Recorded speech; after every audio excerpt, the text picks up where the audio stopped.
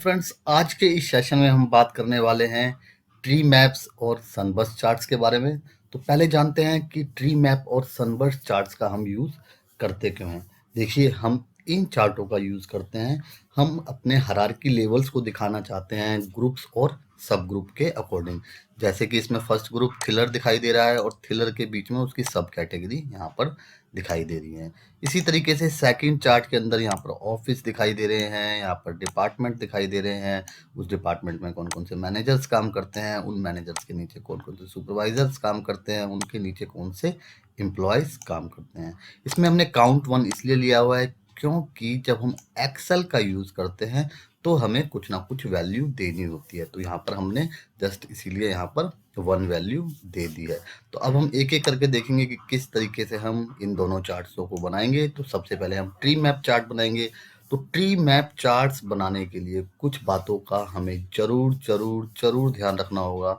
तो जो सबसे पहली और सबसे इम्पोर्टेंट बात है कि हमारा जो डाटा है वो शॉर्ट होना चाहिए। यानी कि देखिए, पहले थ्रिलर्स आ रहा है, फिर एक्शंस आ रहे हैं, फिर कॉमेडी आ रही है और फिर यहाँ पर ड्रामा दिखाई दे रहा है। तो जो हमारा डाटा है वो शॉर्ट होना चाहिए और शॉर्ट होने के बाद ही हम ट्री मैप चार्ट्स को बना सकते हैं।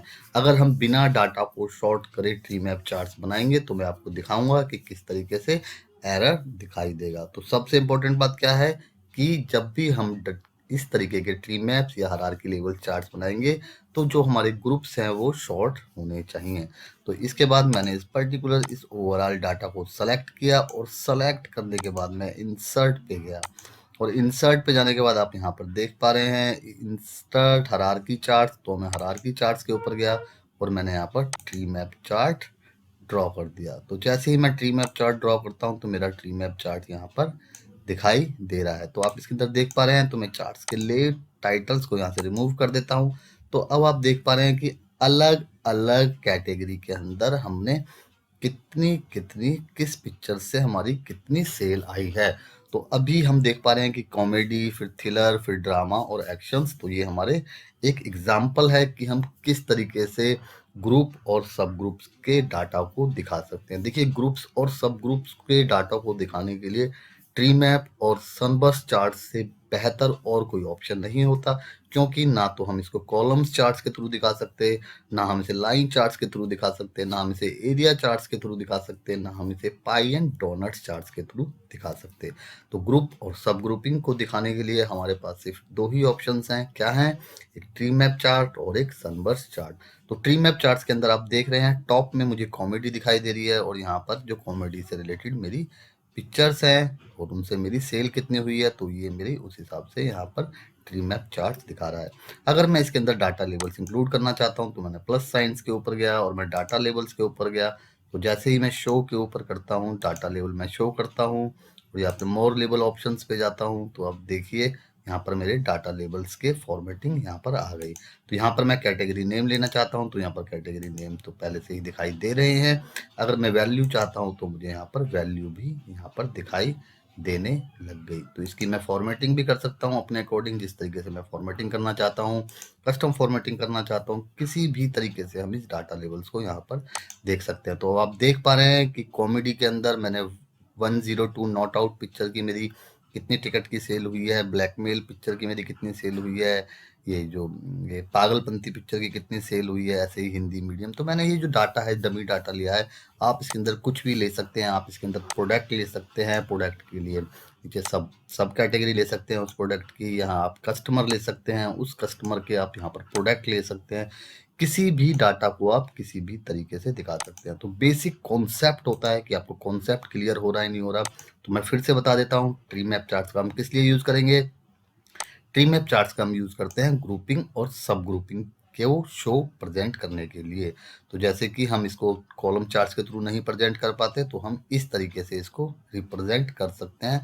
तो आप देख पा रहे हैं इसके टॉप में कॉमेडी दिखाई दे रहा है, फिर थ्रिलर दिखाई दे रहा है, फिर ड्रामा और फिर एक्शन, फिर उससे रिलेटेड जो उसके जो सब ग्रुप हैं वो यहाँ पर दिखाई दे रहे हैं। तो बहुत ही प्यारा चार्ट है, बहुत ही अच्छे तरीके से डिजाइन किया जा सकता है। अब मैं इसके अंदर एक एरर दिखाता हूँ कि किस तरीके से आप एरर्स को नहीं करने हैं आपको। तो मान लीजिए अगर मैंने डाटा शॉर्ट नहीं किया हुआ है और मैं थ्रिलर्स में यहाँ पर कॉमेडी लिख देता हूँ, तो मैं यहाँ से ये कॉमेडी को कॉपी करता हूँ मान लीजिए मैं इस कॉमेडी को कॉपी करता हूँ और मैं यहाँ पर थ्रिलर वाली जगह पे पेश कर देता हूँ, तो आप देख पा रहे हैं कि ये डाटा सारा गलत हो जाता है। तो यहाँ पर एक कॉमेडी यहाँ पर दिखाई दे रहा है और एक कॉमेडी यहाँ पर भी दिखाई दे रहा है। तो कभी भी जब आप डाटा को बनाएंगे, यानी कि डाटा को जब आप इसके थ्रू चार्ट्स बनाएंगे, तो आपको इसकी शॉर्टिंग करनी बहुत ज़्यादा ज़रूरी है। तो थैंक यू फ्रेंड्स। अब हम देखते हैं नेक्स्ट चार्ट की नेक्स्ट चार्ट हम किस तरीके से सनबर्स्ट चार्ट्स को डिज़ाइन कर सकते हैं। सनबर्स्ट चार्ट्स के अंदर भी हमारे ये ही हमारा क्राइटेरिया है कि पहले हमारा डाटा शॉर्ट होना चाहिए, यानी कि पहले दिल्ली ऑफिस, फिर नोएडा के ऑफिस, फिर गुजरात के ऑफिस दिखा रखे हैं। इसके अंदर मैंने डिपार्टमेंट्स दिखा रखे हैं कि कौन इस ऑफिस में किस डिपार्टमेंट में कितने लोग काम करते हैं। उसके बाद मैनेजर्स दिखा रखे हैं, उसके बाद उसके नीचे सुपरवाइजर्स दिखा रखे हैं, फिर एम्प्लॉयज दिखा रखे हैं, और फिर मैंने यहाँ पर काउंट यहाँ पर दिखा रखा है। तो अब हम इसके थ्रू हम बनाते हैं सनबर्स्ट चार्ट। ये हायरार्की लेवल्स दिखाने के लिए बहुत इंपॉर्टेंट चार्ट है।